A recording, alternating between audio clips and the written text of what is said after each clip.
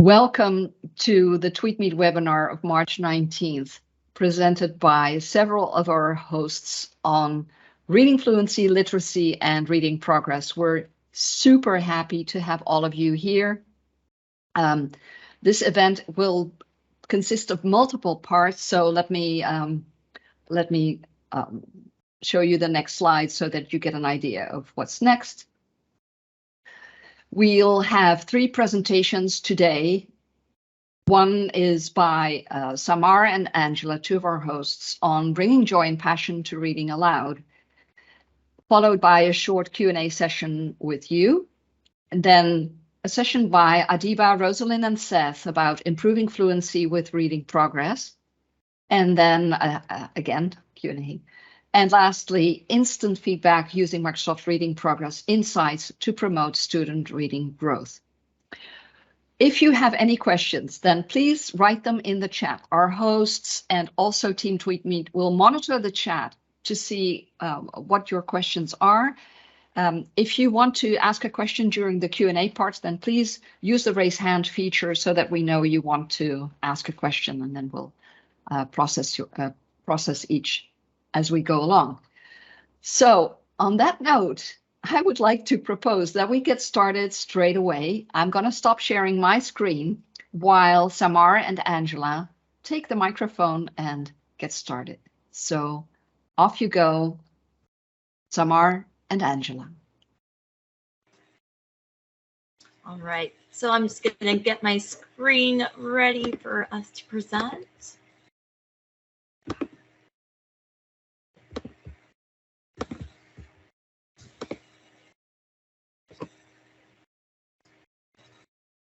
All right, so thank you everyone for coming with us today on our journey of discussing reading fluency and literacy.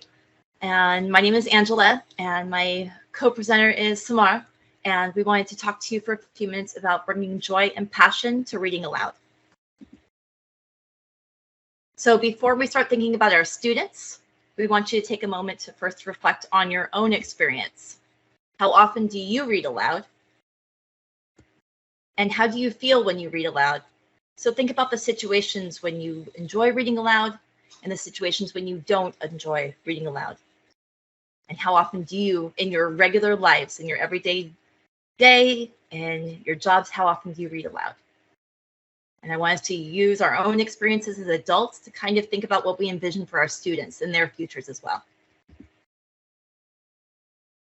So reading aloud is kind of a hot button in the United States over the past few years. So in the chat, I'd like you guys to go ahead and share with us, please. Why don't students enjoy reading aloud? Go ahead and type those in for us, please. And we are short on time, so I want everyone to be able to interact with each other in the chat. If you want to like somebody's response, that would be wonderful. And while you guys are typing in your responses about why students don't enjoy reading aloud, I'm going to keep going and talk about my experience as an educator.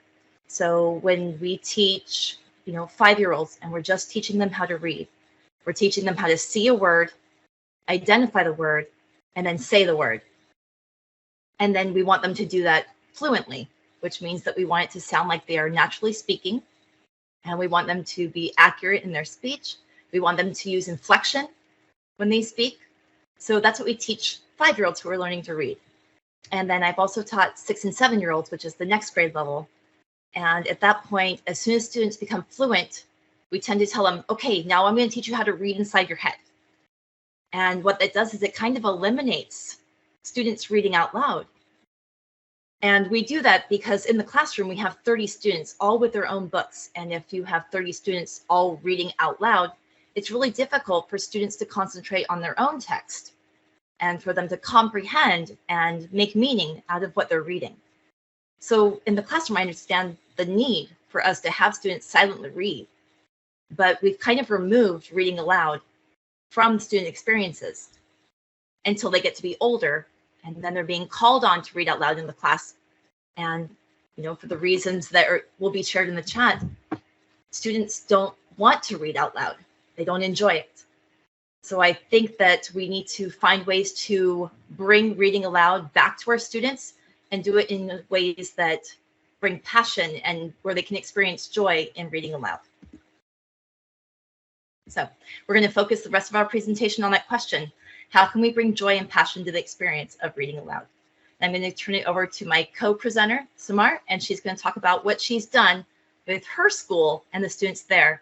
And they truly do have joy and passion for reading aloud. It's my pleasure to be with you. Hello, I'm Samar. So I know that we don't have much time, so I will try to express my my experience in a brief way. So one of the exciting experience that I made a challenge to my students that they are going to use reading progress as a digital reading tool for an acting test or for rehearsal for Macbeth play, which we are going to present at the end of the year. The challenge is that the scene was between a male and female character. One is good and the other is evil, and the students have to change their tone while they are reading the scene. Of course, I love all your answers. Yes, you got the point that this by this way they increase their self-confidence. They have unlimited time to rehearse in a stress-free environment, and now they are ready to stand on stage and face people. I have got, if Angela, you can share the audio of one of my students. This is a screenshot from reading progress.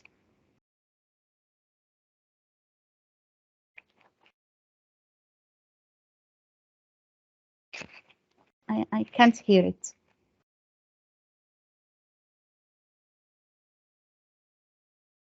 I'm not sure if you can hear the audio or not. No, unfortunately, we cannot hear it, Samar. Okay. But maybe you can talk. Maybe you can talk about Yes, what it okay. is, because everyone knows that this type of thing happens. So don't worry too much. No, it's Just okay.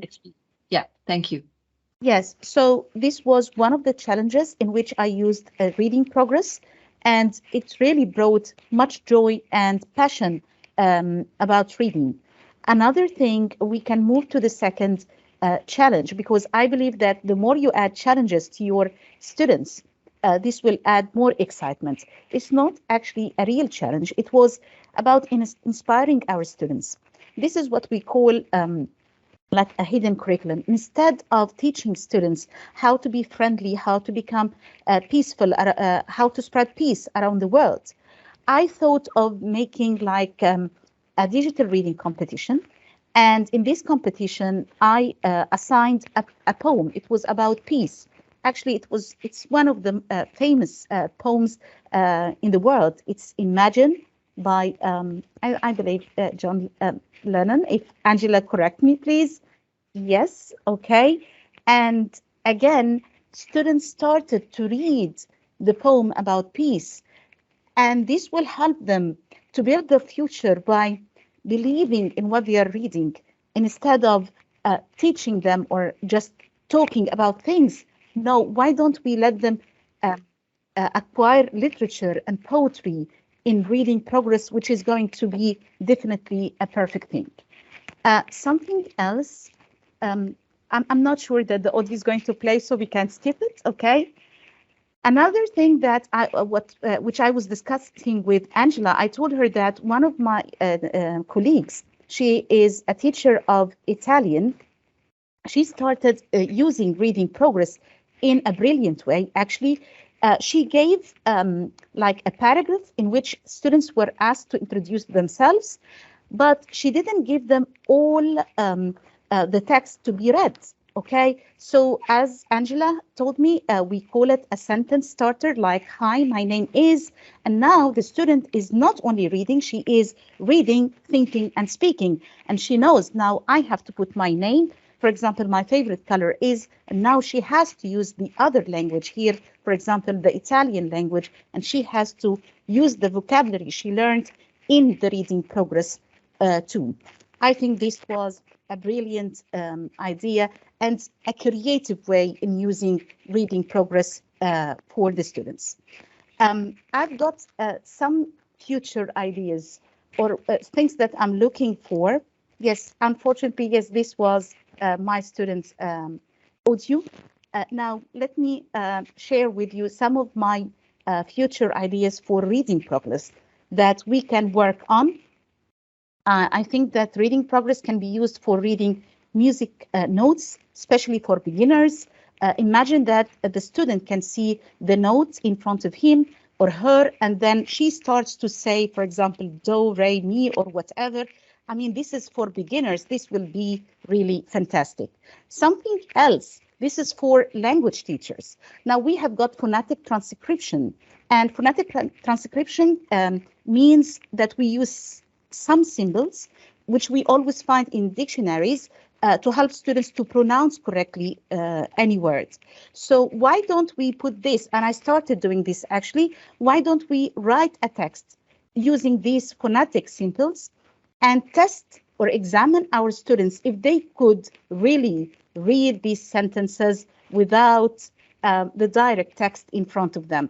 This is going to help them to work their mind while reading this challenge.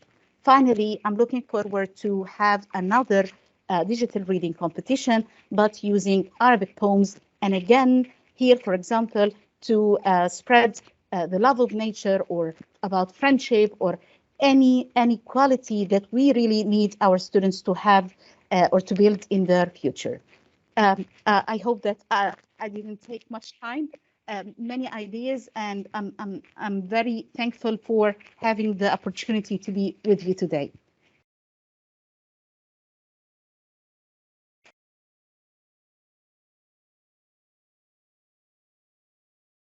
That is just fantastic, Samar. You know, if you would see what response your presentation, and Angela, of course, too, what response people are sending in the chat, they are blown away. I was just working on writing a sentence. Hey, are there any Arabic speaking people in our audience today? Because I'd love it if they would join you in the TweetMeet on Tuesday, and I'm sure Microsoft too will be very interested to learn more about all the innovative use cases that you have thought of for reading progress. And I think that from your out-of-the-box thinking, many others will be inspired to come up with their own suggestions. So just lovely. Is there anyone who wants to ask Angela and Samar a question? Because then we'd like to allow you to raise your hand using if you click on the reactions button and then choose the hand, you can let me enable my microphone of my camera so that you can see the gestures that I'm making. So I was doing this. If you raise your hand, we will know that you want to ask a question, and otherwise we'll continue with the next team to present today. Any questions for Angela and Samar? Are you just as blown away as I am? There's one question. Who has raised their hand? Nalan. Hi, Nalan. Nalan is one of our hosts.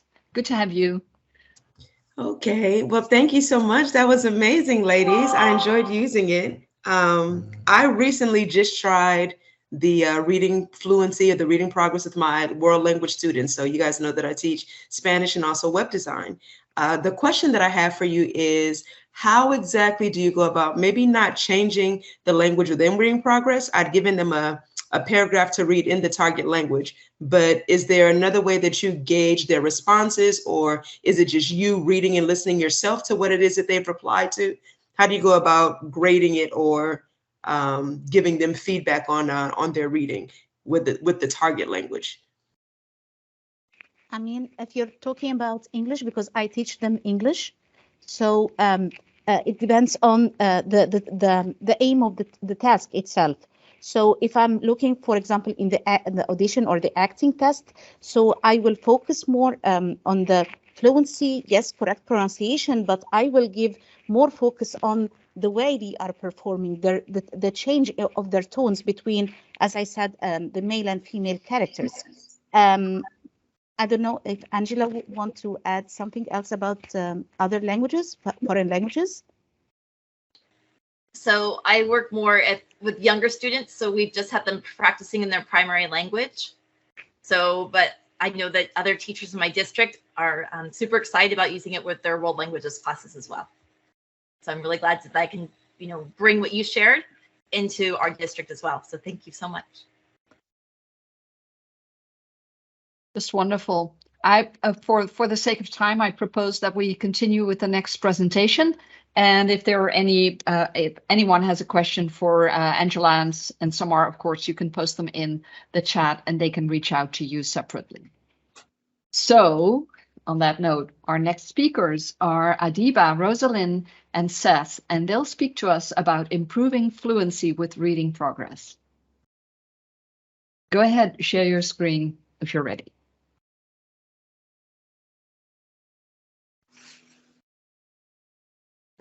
Hello, we're excited to be with you today. How are you doing? Glad we have so many folk joining us today. I am Rosalind Washington. We have Adiba and we have Seth with us today. Let's just jump right in. So we're just going to clarify a little bit of exactly what do we mean by fluency? What is reading fluency comprised of? Well, when a student is able to read text easily, smoothly, usually at the same rate at which they speak normally, we say that that student can read fluently. Fluency is made up of a few variables. Okay, and it consists of accuracy, the speed at which students are reading, the amount of expression and tone that they use, and their ability to comprehend what they have read. And obviously, each of these is really important, especially with the type of complex text that Adiba is going to introduce us to. But together, they create a synergy and create what we're called fluency. What role can teachers play? Well, teachers can instruct on each of these components, and they can also assess to support students. Formal and informal assessments allow the teacher to then differentiate their instruction and provide specialized supports for students. Adiba? Fluency in reading scientific text is another expertise which can be developed by using reading progress.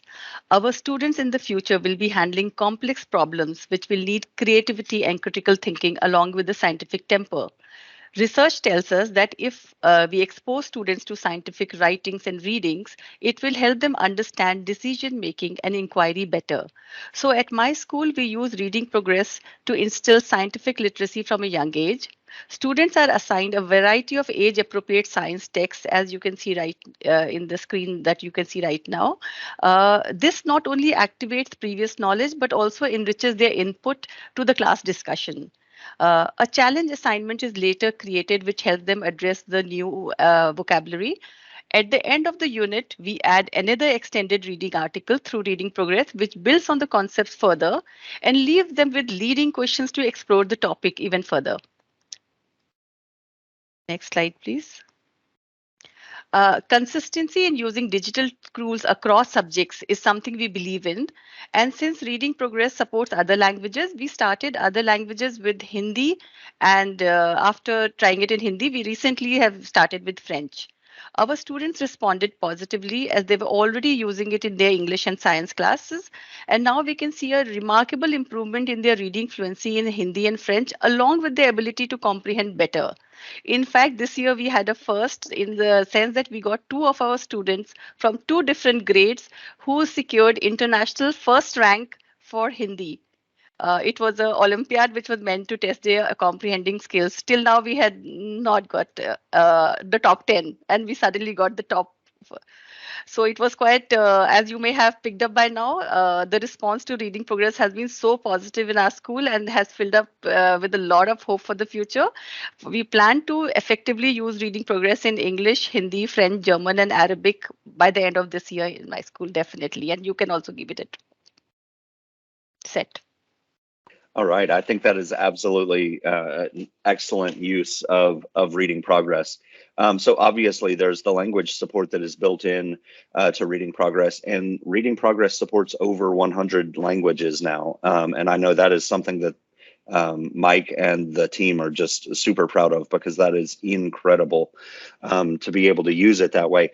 Also, you know, in addition, and sort of as was just said in the last slide, we can not only use reading progress in our native languages, but we can also use it in our non-native speaking languages. So our language learning classes, like I know Nalan Taylor has a Spanish learning class as well. So this is just an absolutely perfect use of reading progress. Sort of in summary, the accuracy that we use, and I see that I misspelled that on the slide. I was typing fast. The speed, expression, and comprehension. These are things that can be built and developed over time through the use of reading progress, and all of that is tied into the insights that is built into teams. And I'm not going to talk about the insights because I know the next group is speaking about insights specifically, so I won't do that. But all of these tools mesh together to create a fantastic learning resource for any ages.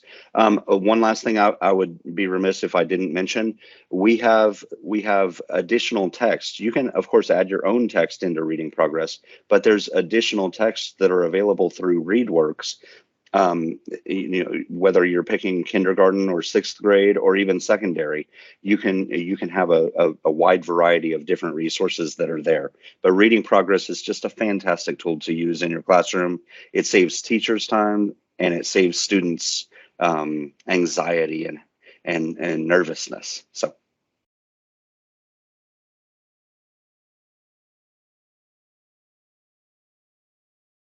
All right, and I believe we're going to have some question and answer time now. That would be just wonderful. Thank you so much, Seth, for your additional details, and Rosalind for your introduction, and Adiba about yet another set of very innovative use cases of reading progress, and also those remarkable numbers that you're mentioning, how your students are scoring in areas that you didn't expect them to thrive in at all. So wow, there's this product has only been out for such a short while, and we're really seeing substantial gains that educators are reporting. So thank you for talking to us about this. Is there anyone in the audience who'd like to ask a question to Rosalind, Adiba, or Seth?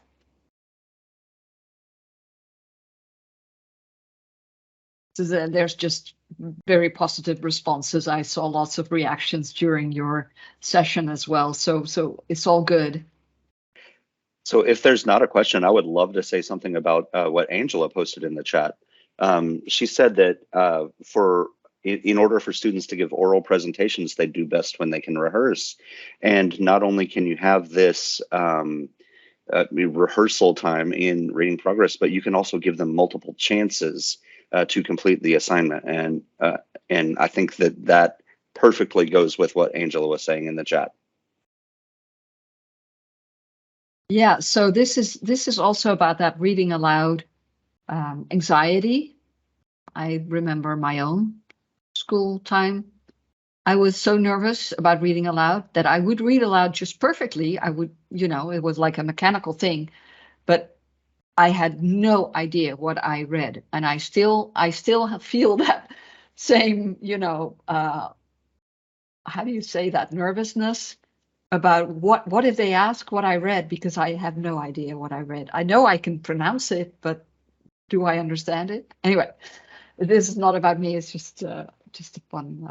But you bring up a good point, Marjolijn, and I spoke to that in the chat, that many of our students are experiencing anxiety, and luckily we're able to talk about anxiety more so than back in our day, right? Children weren't even allowed to have anxiety, right? Back in our day. And so now we're acknowledging that and the role that plays for scholars.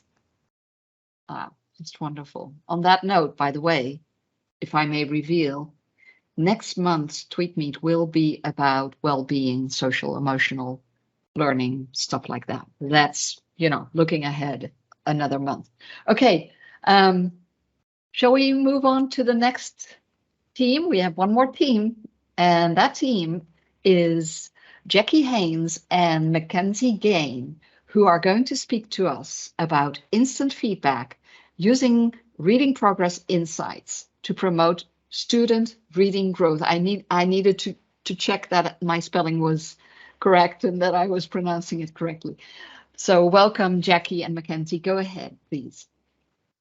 Hello, everybody. Mackenzie and I are joining you from the East Coast, United States. My name is Jackie Haynes. I teach second grade in a school district called Milton in central Pennsylvania. And my co-presenter is Mackenzie, and she's joining us from Georgia, Atlanta area. And she is a special education teacher, so she teaches students with specialities. And we're going to be focusing on the benefits of specifically the instant feedback that Reading Progress can offer our students. And it helps them to become more invested in their learning and definitely more motivated. And we're going to show you some real life examples of how that works.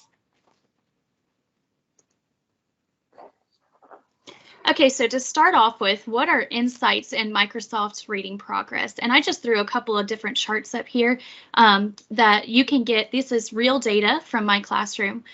So what Reading Progress can give you with the insights feature are things like your words per minute, average accuracy rate, challenging words. These are all super important in the classroom setting, because if you look at your data across the board, you can see, okay, where do we need to have, where are some fillers, where do I need to fill in, and some other maybe word families or blends, or even you can get down to, okay, most of my students are reading at this level, some are reading at this level, how do we bring the whole class up? So we can look at different things like accuracy rate, those challenging words. This is something that I like doing in my classroom because it'll make you a word cloud. And I know how educators, we all love the word clouds. So as it gets bigger, you know, okay, this is a word that I know that my students have a challenge with. I can instantly create a challenge passage for them to complete. Or I can look at this example from my classroom. Okay, we did really well with alphabet recognition, but when we got to this UN passage with UN blends, maybe there was a little bit less accuracy, more omissions, insertions, all those things. So then Jackie is going to tell us a little bit more about the research behind Reading Progress. So coincidentally, when Reading Progress came out, I'm also a graduate student getting my master's in instructional technology. And I started a class that was called research. And I thought, oh gosh, what am I going to do? And a colleague of mine introduced me to Reading Progress. And it was very serendipitous how it all worked. And I thought, you know, I'm going to do this as my research project, and completely fell in love with it. So as I was doing some research, I came across some, as my professor would call, big fish. And I'd like to share just a little bit of that with you. The first one I'd like to talk about is Dr. David Kilpatrick, which anybody who's an elementary teacher or reading specialist has heard of him. And something interesting about that stood out to me was, you know, if we know how our brain works, we have, when we look at a word, we're engaging our visual part of our brain. But when we say the words out loud, we're engaging a whole other part of our brain. So the oral reading is really reaching more parts of our brain. And that was something from David Kilpatrick in 2018. Another thing that I'm sure most of us have heard about is pandemic learning loss. I actually got some of this information from a Microsoft presentation, and it just showed that at least a 30% decrease in learning loss, but specifically oral reading fluency skills were hit so hard because of the way the timing. These kindergarten, first, second, third grade students missed out on a huge developmental time in their lives when that part, being in school, was so important, and they missed that. So we're trying to close that gap. But this PowerPoint really focuses on the one at the top, and that's actually a study from the 80s. You've probably heard, if you're an education and any type of educator has heard of the study about how students need to see their results. They need the feedback. You can't give them a test and then, like PSSAs, they find out 9 months later how they did on the test. It's terrible. Students want to know right away. My students go and read, and then they come back immediately and say, how did I do? So that's really why the feedback is so incredibly important. And that is why I think I have seen the success that I've seen this year. I'm just showing you a little bit of my data here. I've been doing reading progress since the fall, but I tracked my first 8 weeks. And Insights does not have this yet. So this is something that I did on Excel, but I averaged all my children, all 24 of my students on a daily basis. And as you can see, they're going up and up. They started below 50% accuracy. They were a hot mess. And now we're averaging even on a cold read, we're averaging above 90. The thing that this graph does not tell us is that I'm also increasing their levels. As we go through these weeks, they're being bumped up level after level after level. So when you see a few dips, that might be where they bump up to the next highest guided reading level. So not only is their accuracy increasing, but their difficulty is increasing, and they're still succeeding with a trend line that dramatic, which is incredible for me to see.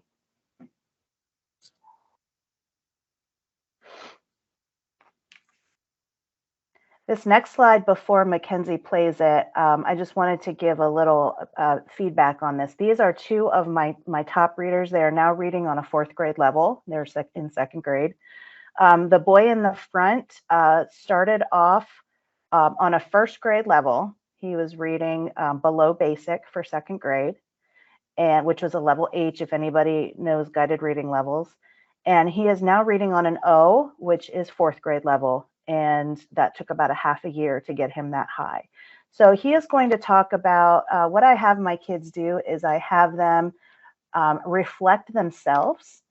And I asked, okay, what were your mistakes? And then I asked them, what do you plan to do next time? What is your plan to fix this? What is your plan to get a higher score? So this is Rydell and Zayden, and they're telling you about their scores. I accidentally. It looks like they're all blue, like repetition. So what does that tell you? I missed my line where I was. So next time I'm gonna. You lost your place, I think, yeah, right? Yeah, lost my place. So I am going to. It's called put my finger to make them. So you don't lose your place again. Yeah. Are there any words that you mispronounced that you're going to fix next time? Yes. Can you show me how you can tell what that word sounds like? Instantly. Okay, so now we know that word is instantly, right? What about that one? Toward. Okay, good. Thanks, Rydell. Zayden, what can you tell us? So I had this line right here, and I repeated 2. Okay. And so the orange means you self-corrected. Okay. And the blue means that you repeated. Okay, what word is purple there that you got wrong? Tell me about that purple word. That's bounded. Okay. And I said bounce. You said bounce, so now you can. Bounded. So now that you know it's bounded, and it tells you. Okay. Very good job. Thanks, guys. So that's my kiddos reflecting. They love it. We were going to present to our board. We actually weren't able to. It got canceled and we ran out of time. But in the meantime, I got a lot of testimonials from my kids, and I just want to focus on a couple right now.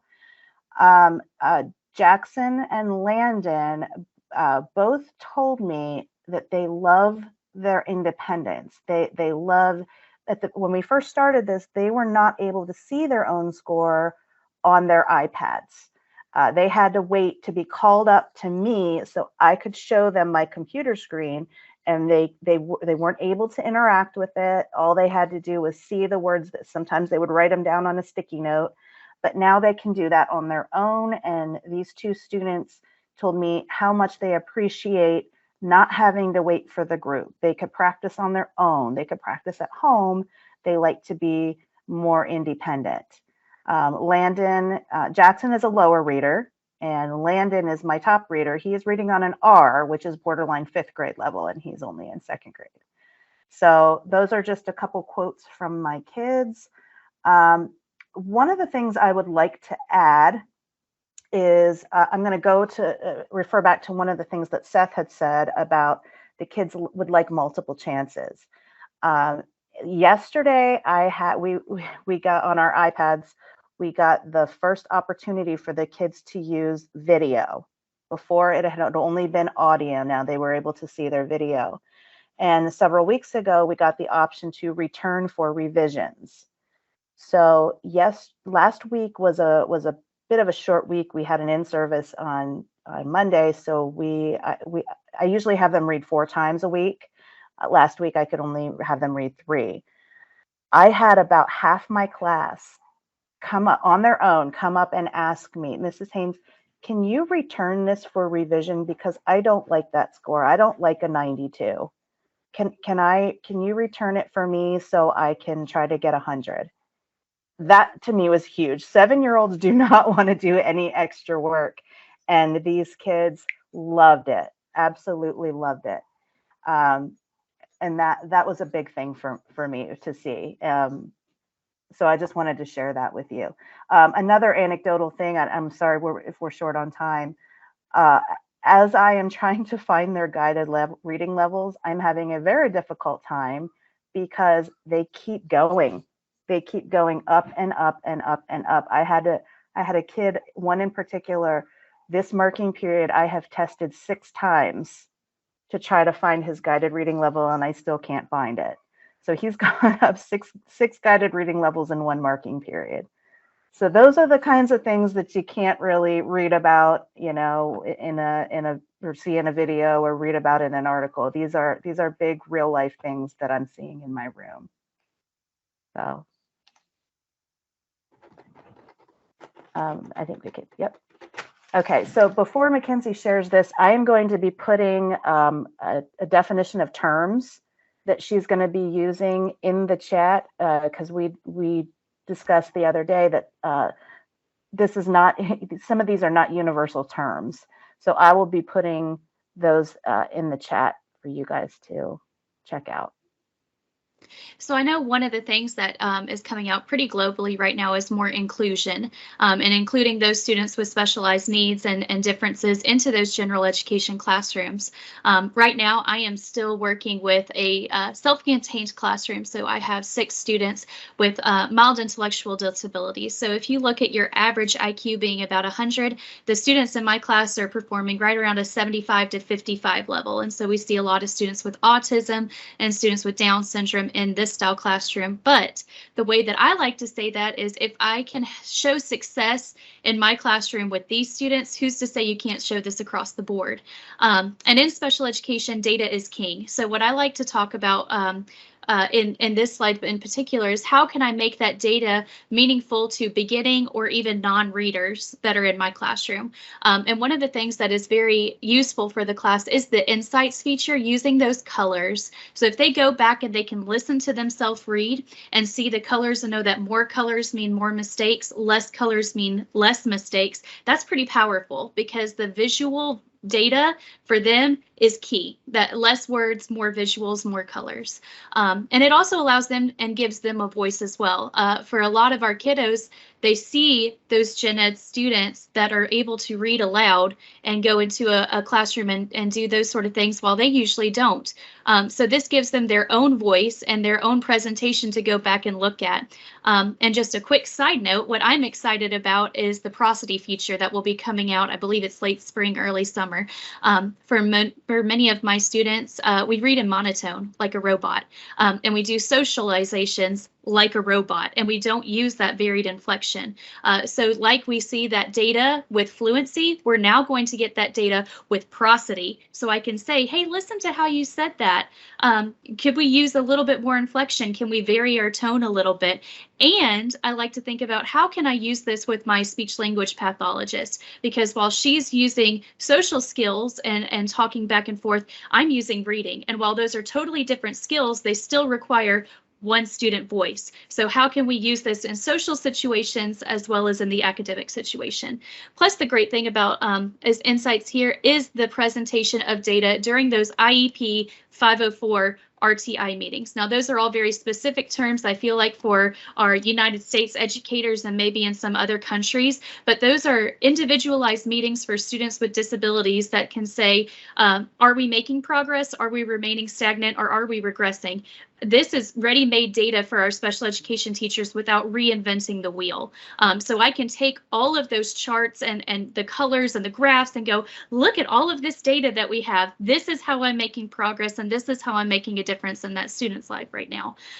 For me specifically, as a special education teacher, we are required to keep those hard data binders. So nothing online, it has to be in paper pencil, just in case that student moves away. They can still have all of the data from that classroom setting. I can easily snip and print all of those different graphs and send that on with that student.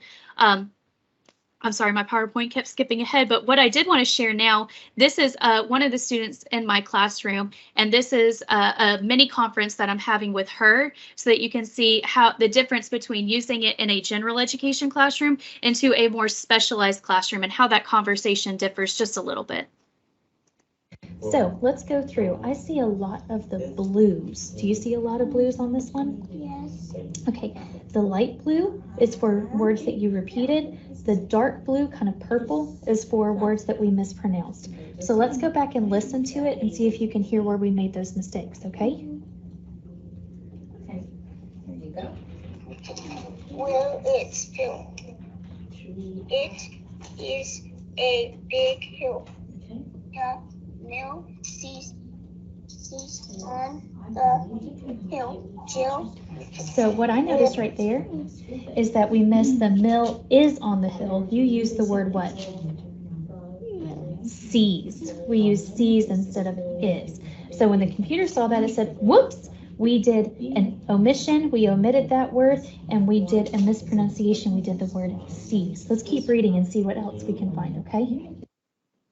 So again, that was just another way for the student to be able to hear themselves and to see the mistakes that they made and how we can make that even better. Ta-da!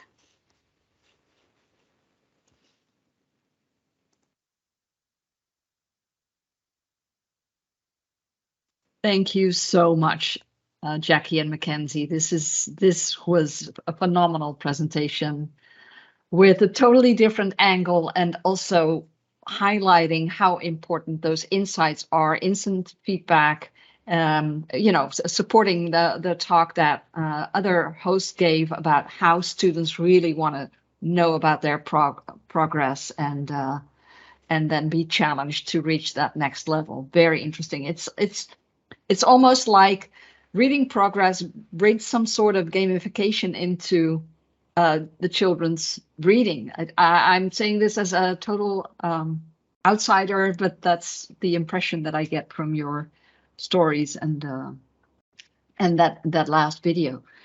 I'd like to check with our participants, our audience, to know what are your ideas about these presentations? Did you learn something?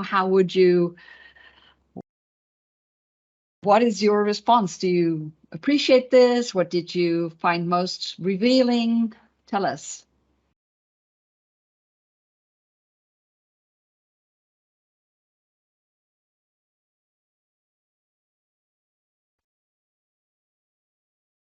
Miss Monica, did you have a question for us? Monica is there. Monica, do you want to say something? Yes, and I'm just going to go on camera for a second because I've been a little bit sick this week, so I'm kind of under the weather here. But I love showing this to teachers. The questions that I'm getting, so next year our elementary each classroom will have a laptop cart in their classrooms. So they will finally be one-to-one devices with their students. How do you manage students when they're reading? So, do you the best headsets for kids to use? Do you let read at a time? Because they're thinking about management of it. That was one of the questions. The other one was about the insight reports. So for instance, if a teacher had a group of 4 students that were in a reading group together, could she compare that at one time? And I saw that that is coming. So hopefully that answers that question. So these are the questions that I've been getting as I've been sharing it with teachers. So maybe you have a good idea for telling me how to support them with managing it in their classroom. Thank you. And it's good to see all my TweetMeet pet peeps and my MIE expert friends. Monica, thank you so much for being here with us today. Monica is a former TweetMeet host and has stayed with us and is supporting us throughout everything that we do, just like so many other former TweetMeet hosts. So thank you for being here with us today. So do any of the hosts want to take this question from Monica about how you're managing devices with your young students? There's something I had just started just within the last couple of weeks. I started using noise canceling headphones, like the kind that you would get if you were going to a concert or something like that. And that really, especially with my little squirrels, it really helps to reduce distractions. Another thing that is coming down the line is microphones for them. So we have 2. We're going to be purchasing some more. So they'll have their own microphone. They'll have their own headphones. And I do a couple of things. I either put them in different corners of the room where they are just looking at the wall. And I also have a teacher's assistant, which not a lot of us have. I know I'm very lucky that way. And sometimes she'll take them in the hall and kind of have them line up along the wall, and she'll manage them that way. So as far as proximity, that's still a bit of a challenge, but the headphones really have been working for me. Awesome. Thank you. Mackenzie. Yeah, so the way that we've done it in my small group classroom, and again, it's a small group, so it's not a full class of 30, but it's a part of our daily routine. So it's a part of our big 3 that they do, and each student knows every day we're going to be working on reading progress. So the students know I have to bring my headphones and I have to be quiet during this time. So we have different stations set up within the classroom, and they know the routine. Okay, when this person starts talking, we are not talking. And that gives a lot of focus when it is built into their routine, because as a specialized teacher, you want to have that structured routine every day and know those expectations. But even with the background noise, it's not as distracting when you go back and read it. It doesn't pick up anybody else's words or anybody else's conversations for that data. And if it did, teachers do have that ability and insights to go back and go, actually, that was little Johnny talking. It wasn't my student on the camera. And they can go back and change that as well. And it's very simple to do. But by having it as a structured routine in a classroom, that makes a huge difference. So if you are in that classroom setting and you have those one-to-one devices, if everybody knows, okay, it's reading progress time, we've got to be quiet during this time, and here's our timer for the end of the lesson, I don't foresee any problems with that one. Thank you, Mackenzie. Anyone else who would like to say something? No? So if I may say so from my own perception of these sessions, and although I've been part of some of your preparations in the past few days, I am totally blown away. And I'm definitely going to watch this session back to cherry pick from all your contributions. Just wonderful. There's quite an elaborate list of messages in the chat, mostly just people contributing to the conversation from their perspective. So that's all wonderful. There is someone who would like to ask a question or say something. Chao Nguyen from Vietnam, I presume. Do you want to say something? Yes, hi. Good morning, Miss Marjorie. Yes. My name is Chow. I just woke up, so my voice is a little scratchy, but I wanted to see this. So thank you, Angela Millerstadt, for tagging me. My question was mostly for students who are like recent newcomers to the country, and being able to have that like translation. I usually use like Google Translate, and then they can do that too. But I'm wondering, does Microsoft where the reading progress also have a similar feature? Because then that could be something that's useful for them. And then also, like, has anyone had experience using that for students with other languages, like even in Mandarin, Korean, or I have like I have like 4 or 5 languages in my class, and they're all like So English are you saying learners. you'd like to translate an assigned text into the student's mother tongue? Or what is your exact, I'm asking because Mike Thompson is also a part of this webinar. So if he's listening along, I would like to make sure that he hears this also and that we know exactly what your request is. So I guess specifically for me, there are some students who they speak another language at home, and then when they come to school, they're learning English, but they're not learning their home language anymore. And so to be able to hear themselves in English, but then have it like played back in their own language so that they can also continue to learn their own language, because that's how their parents can support them at home. Right. So you basically would like to have a translation feature built in to reading progress to flip back and forth between the target language that the teacher is teaching and the mother language that the child speaks at home. Am I summarizing this correctly? Correct. Yes. Because then they would have the adult that can support them like at their zone of proximal development at home. Because most of the parents will say like, I can't help them in English. And I was like, I understand. So yeah, to give them a tool that they can use. I understand. Mike, do you want to come off mute and respond, or? Karen has a response. I was just typing it into the chat that you can do this today. It's one extra step, but if you have Microsoft Word, which can translate into over 100 languages, you could just open up the passage in Word and then translate it to whatever the new language is. And assuming that language is supported by Reading Progress, which we support over 100 languages now, so unless it's a more obscure language, we probably will support it. And then if you upload that translated document and assign it to them, it should set the auto detect to the new language of your document that you uploaded, if that makes sense. And then they could, so just keep it easy. Let's say it's Spanish. You translated the Word document to Spanish, which is like one click in Word. Then that document gets saved with a Spanish tag, so to speak. And then when you upload it into Reading Progress, we will recognize that it's Spanish and then set the language for auto detect to Spanish. And bonus for the language people like Maryline, because I know she's way into languages. We're about to roll out a feature in the next, I'm going to say 3 weeks to a month, which will allow you, here's an example. We have a Canadian French engineer on our team. And if you upload a French document right now, and it was tagged with the French language of France, it's slightly different auto detect than Canadian French. And so he said, hey, I don't know how to change this into Canadian French in an easy way. It's too hard. So we're actually going to expose if you go to edit the passage, when you upload a passage, there's a little edit where you can twiddle if you want to remove some stuff out of the passage. When you hit edit, there'll be a little small box that'll allow you to set or fix or change the language type of that document in real time.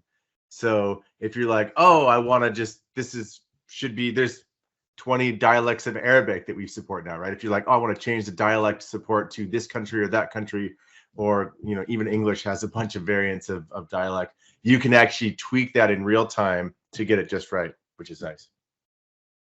Awesome, Mike. Thank you for those insights, and that is definitely an improvement, I'd say. Let me see. Ciao. Was this answer satisfactory for you for now? Yes, thank you very much for the time and helping me clarify my question so early in the morning on California time, of course. Wonderful. Good to have you. I thought that was a California accent. I was like, wow, it's early for her. Awesome. Hey, Angela, what would you like to say? So, Chow, you just gave me an amazing idea for our students who are working on being bilingual, both at home and or at school. I'm experimenting this with Reading Progress right now, where we have multiple Reading Progress passages attached in one assignment. So I could envision a student who speaks Vietnamese having a passage in Vietnamese to read, and then having that same passage in English and having them read it in English. And it's all packaged into one assignment. and they can practice both languages and practice speaking the same text so that the meaning is consistent. And it's less of a cognitive load for the student. They can practice their verbal reading skills in both languages. And I just think that's going to promote, more of our students to be bilingual, knowing that they can read and speak in both languages. So I'm so happy that you joined us and that, you inspired me to try something new too. So thank you. That's just wonderful. Wonderful. So on that note, I'm going to be a little bit strict now because we have 2 minutes left for my 15-minute presentation about the TweetMeet. So I'm not going to use 15 minutes. I'll heavily reduce my presentation, but I don't want to start doing that without thanking all of our hosts for their extensive preparations this week. You don't know how much has gone into these ultra short presentations. It's phenomenal. So thank you all so much for putting in so much time and effort to prepare these presentations. So on that note, I'd like to go back to my presentation again to make sure that we show you everything that we have today. And that is, okay. So as you probably guessed, the same hosts who were with us today, together with several others who are also on today's call, but not necessarily speaking, will be the hosts of our TweetMeet this Tuesday. And the topic will be the same, reading fluency and literacy. If you're totally new to the TweetMeets, it's quite all right. We have multiple resources that we can share with you that allow you to get more acquainted with the TweetMeets. And I do want to show or talk to you about a couple of things that you need to know. And the first of those things is TweetMeets are conversations about discussion questions related to topics relevant for education. We have just published this question timings image that lists the 5 discussion questions that we will be discussing this coming Tuesday at the TweetMeet. The event starts at 10 a.m. EDT. We make links available for people to check their local event times and lots of other relevant links that you're most welcome to visit through our Twitter account, TweetMeet. But let's focus on these questions. So we have 5 questions, and those will be published on our Twitter account, TweetMeet, 10 minutes apart. So the first question will go out at 5 minutes after 10, and then the next one 10 minutes later, and so forth. So how does this conversation on Twitter work? Well, it's actually not that hard. Let me show you what such a question might look like. Of course, we don't have a tweet yet for the next event because that event hasn't started yet. But this is a tweet from last month, and that one was about hybrid learning. So question 1 was, what factors contribute to the success of hybrid learning? So let's assume that it's event time, 5 minutes past the hour, and the first question gets published, prefixed with this Q1 indicator to show that this is about question 1. We include a promotion image with the question, and then what you can do to respond to that question is click on the retweet button right here, and then select quote tweet. And what you then do is start your answer with the corresponding text A2 and write whatever you have to say about that specific question. That's how TweetMeets work. So we keep the answer to a question and the original question glued together using the quote tweet feature. In every tweet, so this is where your response goes. I'm not a teacher myself, so I wouldn't dare answering questions as if I were a teacher, because I'm not. But this is just how you would structure your tweet, and then here you would write the hashtag that we all use, which is Teams EDU chat, and any hashtags that are relevant to the topic. So that could be a reading fluency, for example, or a reading progress if it's specifically about reading progress. You get the idea. What we recommend is that you put the hashtags at the bottom of your tweet, unless they are part of your sentence, but it will be much easier for other people to read your tweets if you put the hashtags at the bottom of your tweet. You can, in quote tweet, as this is called, you can include an image or an animated GIF, so there's no problem with that. What else shall I say about this? So this is about responding to tweets. There's much more to participating in a TweetMeet. Let me go back to my presentation and show you one thing that it's really important for us, and that is that all languages are welcome at the TweetMeets. And that's what we refer to as TweetMeets being multilingual. And the way you do that is by using the translate tweet option that you see in a tweet, underneath a tweet. So there's an option called translate tweet. This will translate the tweet to your desired language, and then you can respond in the language that you are most proficient in. In addition to our TweetMeets being multilingual, they are also slow chats. So that means, let me stop sharing my screen for now. So let me stop sharing my screen for now. So in addition to TweetMeets being multilingual, we now also allow people to participate in the TweetMeet at a time that suits them best. We know that many teachers around the world are teaching in the classroom, taking care of their families,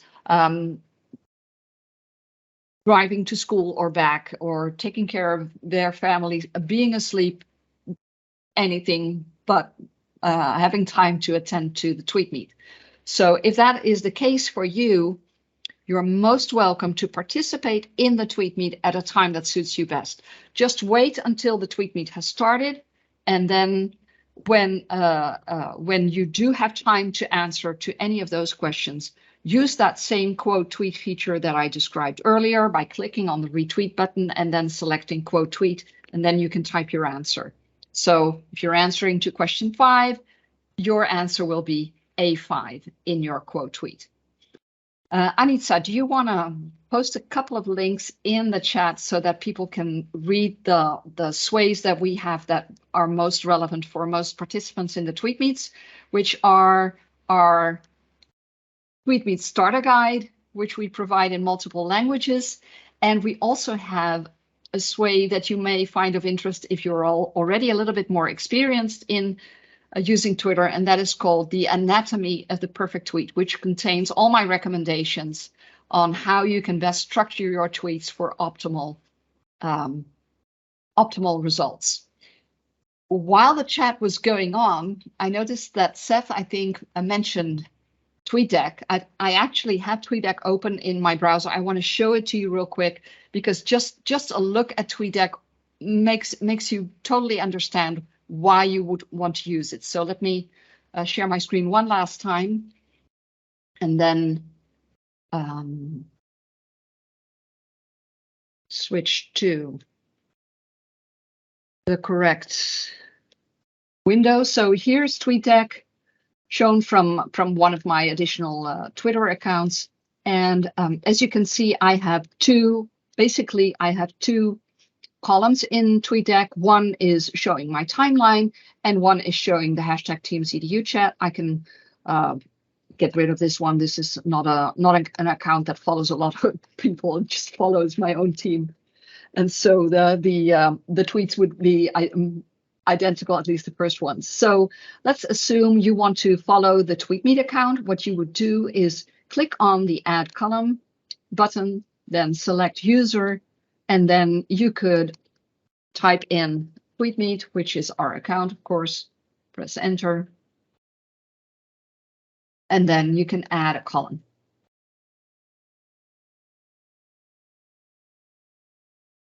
Let's see if this works.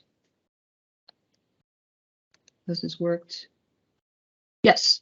User TweetMeet. Oh, it was waiting for me to add more user accounts. What you may also find of interest is, let's say you want to search for mentions of reading progress. You could do that like this, reading progress as one word, but also reading progress as multiple words. Even, for example, literacy. As you can see, I separate each term with the command OR, which is a Boolean operator that you can use to separate the keywords. And if you then press enter, a column will be added that allows you to, did I do this correctly? Oh, this is about literacy. This is mostly about literacy. So let me do this a little bit differently. Hashtag in so that we only see tweets that have the hashtag literacy listed. So this is just one of the possibilities that you have. Another option would be to include a Twitter list. So let's say you're very interested in what our hosts have to say. You can then include, let me see, create a new list. Oh, I need to first follow that list. Oh, I'll post this in the chat. I'll post this in the chat how to do this, because to include a list in no, I'll show you how you can do this anyway. Okay, so there's a command called list, and our Twitter list of the hosts is this. Let me show you Twitter lists. This number, which you probably don't know by heart. I don't know it by heart either, but I happen to know that this is the list command for our hosts. And so when Mackenzie posts something, or Nalan, one of our hosts, or Seth, as you can see, all of their tweets are listed here. And you can see here that they are promoting the TweetMeet. And this is a very useful way to see what they are tweeting about. Each month, we provide a new list of TweetMeet hosts, and you can add that to your TweetDeck.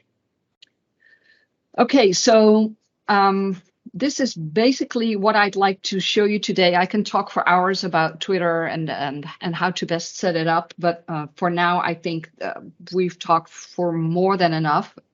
If there are any questions, I'd love to know, or you can reach out to us through Twitter DM and ask us questions there. Any thoughts, questions, people who want to take the microphone, who want to say something?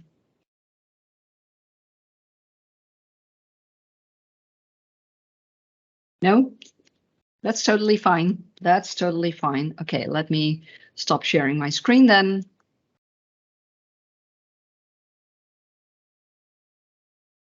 All right. So if there are no more questions, then I would like to thank everyone for attending this prolonged TweetMeet webinar today. I think we have seen quite some insights from multiple top-notch specialists. So thank you all for being here today and contributing to such a constructive event. And I really hope to see all of you on Tuesday, as Paco is sharing in his video. I don't know if you can see it, but Paco is sharing the timing information for the next TweetMeet on Tuesday, March 22nd. We look forward to that very much. And please let us know if you need any more information from us. We'll gladly share that with you. All right, I'm now going to stop the recording, and thank you again for joining. Goodbye, everyone. Thank you so much. Goodbye.